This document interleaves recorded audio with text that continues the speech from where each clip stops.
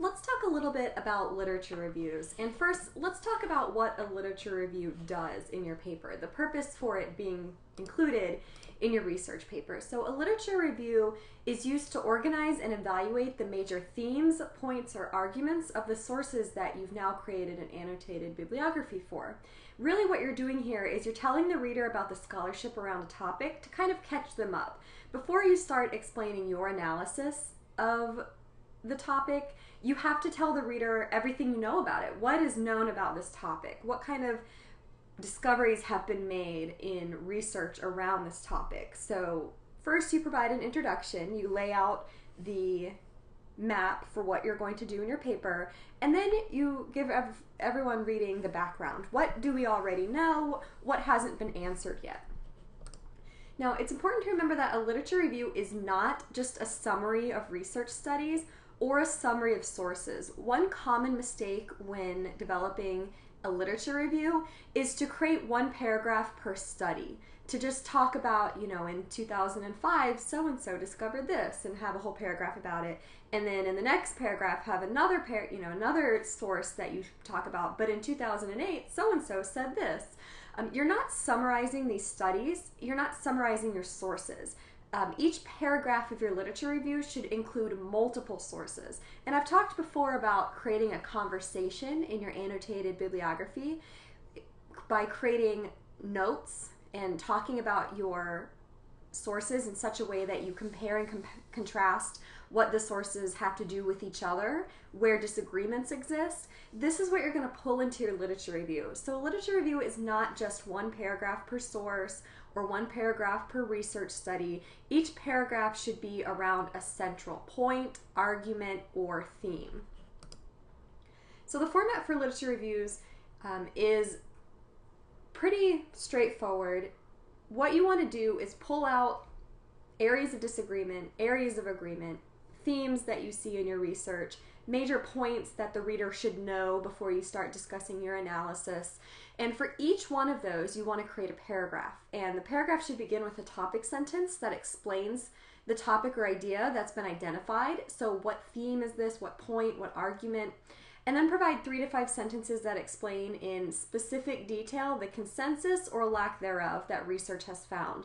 So first, tell me what idea you're introducing me to, and then explain the research behind it and use citations to support what you're saying the research has discovered. And then wrap up the paragraph with 2 to 4 sentences that explain how all of that research supports your topic sentence, with a transition into the next topic. So here's an example from my master's thesis. Research question: what role do apps play in museums? Thesis statement: museum apps provide free choice learning to educate guests through multimedia, social media, and wayfinding. And so you'll see this is just one paragraph from my literature review. It's actually pretty far into my paper. This is where I start discussing social media. So in my paper, I provide an introduction. What is my research question? What is my thesis? What do we know about this? What don't we know yet? And then I discuss free choice learning, and then I discuss multimedia, and now I've gotten to social media, and the last thing I cover is wayfinding. So you'll see my topic sentence, I actually have 2 here. Objects in museums possess value because they have significant relationships, often historical, with people in modern societies. So what I'm setting up here is that all items in museums are important because we all socially agree that they're important.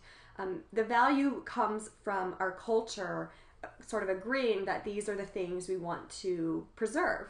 And so many museums invite visitors to reflect upon the value of objects by sharing their own points of view with museums and other visitors, which is what? Social media. So then I discuss the consensus. What do we know about social media and its role in the museum? Well, because learners engage with museum content in a sociocultural context, which I introduced in the free choice learning section, giving visitors the opportunity to participate socially can promote free choice learning. So the research tells us that social media is good for museums because it helps people learn. Although some museums do offer mobile experiences that are heavily social, many museum professionals actually are concerned that mobile apps distract visitors from social interactions that happen at the museum. And they're really worried that social media is a distraction in the museum, despite research suggesting that it can help people learn.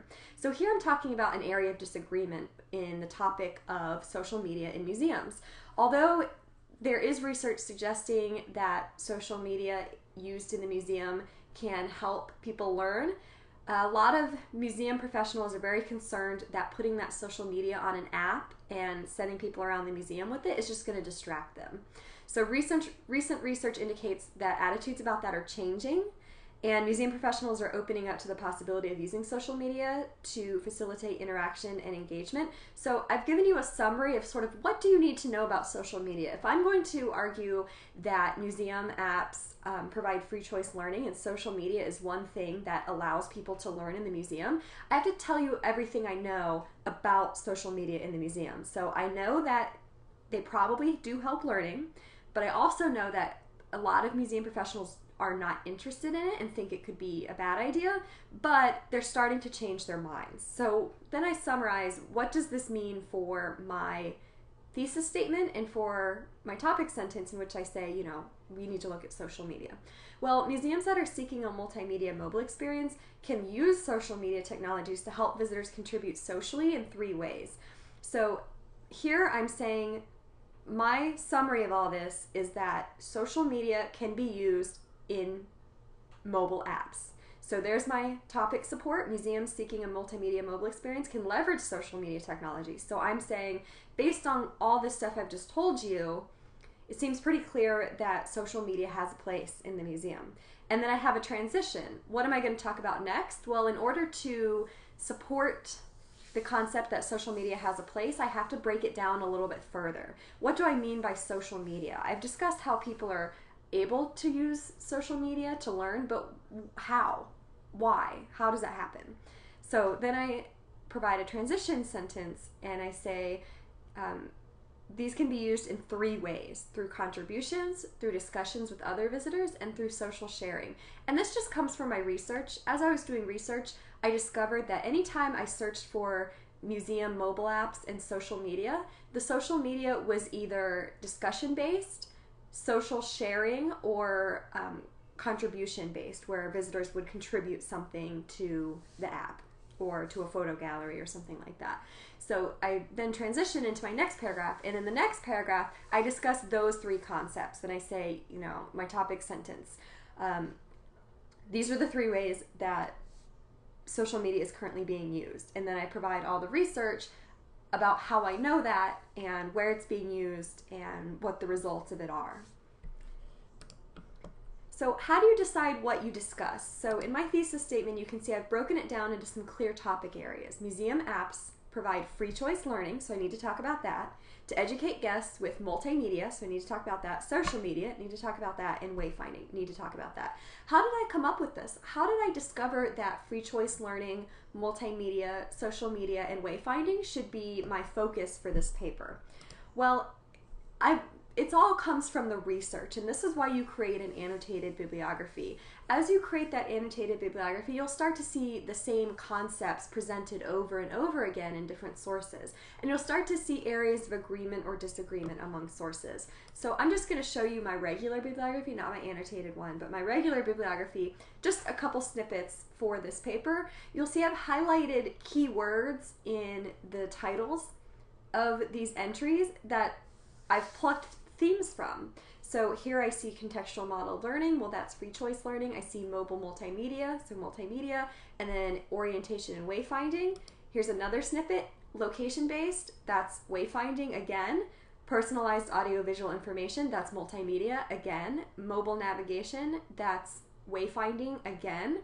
So as I did the research, these themes just kept coming up over and over again. Anytime I looked for museum and mobile app, I saw either multimedia papers, wayfinding papers, or social media papers. So these topic areas that I discussed in my literature review come straight out of the research. So review your annotated bibliography and look for the kind of words and ideas, concepts, research results that you see over and over again.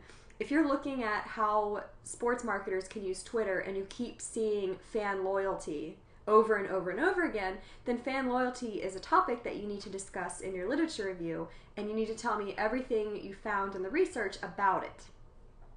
That's everything that I wanted to talk about with literature reviews.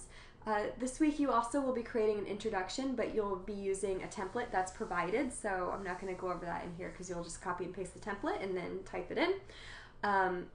If you have any questions about your literature review or you're concerned about pulling themes out of your annotated bibliography, please feel free to contact me with your questions or concerns, and I would be glad to take a look.